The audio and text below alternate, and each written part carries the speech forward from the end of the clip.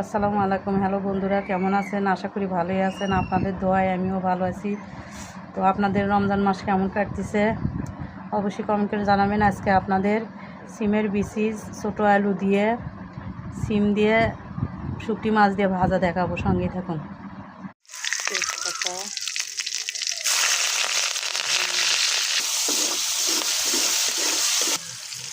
একটু লবণ দিয়ে দিলাম, তারপরে হলুদ দিয়ে দিলাম। সিম, আলু, সিমের বিচি, শুকটি মাছ দিয়ে ভাজবো। কেমন করে ভাজি সঙ্গে থাকুন। ভাজে দেখেন, একদিন খাইয়ে দেখেন, খুব স্বাদ লাগে। এই তো কেলা মাছের শুকটি,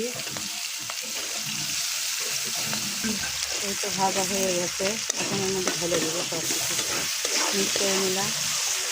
এই তো ভাজির মধ্যে আদা বাটা, রসুন বাটা দিচ্ছি।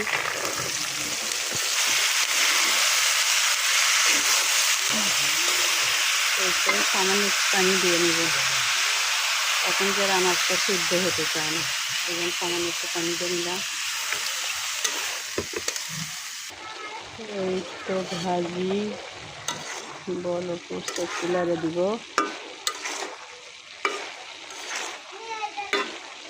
ছোটো আলু দিয়ে সিমের বিচি, সিম কয়েকটা দিচ্ছি, দিয়ে ভাজছি শুকনো মাছ দিয়ে। খাইয়ে দেখেন একদিন ভাজে, সব অনেক মজা আছে।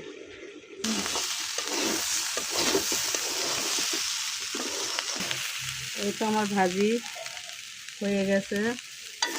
তো ভাজির কালার কীরকম হয়েছে অবশ্যই কমেন্ট করে জানাবেন। আর এইভাবে ভাজা খাবেন শুকনো মাছ দিয়ে, সিমের বিচি, ছোটো আলু দিয়ে, দেখবেন কত স্বাদ লাগে। তো ভালো থাকবেন, সুস্থ থাকবেন, দোয়া করবেন আমার জন্য। আসসালামু আলাইকুম।